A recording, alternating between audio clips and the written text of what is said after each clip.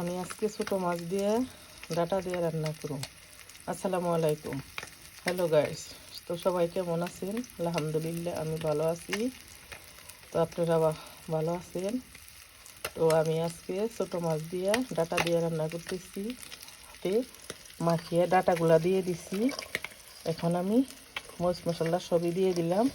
এখন আমি হাত দিয়ে মাখাবো, মাখিয়ে রান্না করব।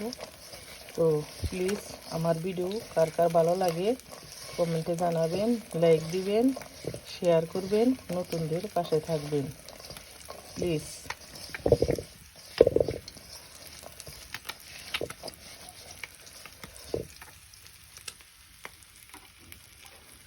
আমি স্বাভাবিক মতো করে পানিটা দিয়ে দিলাম।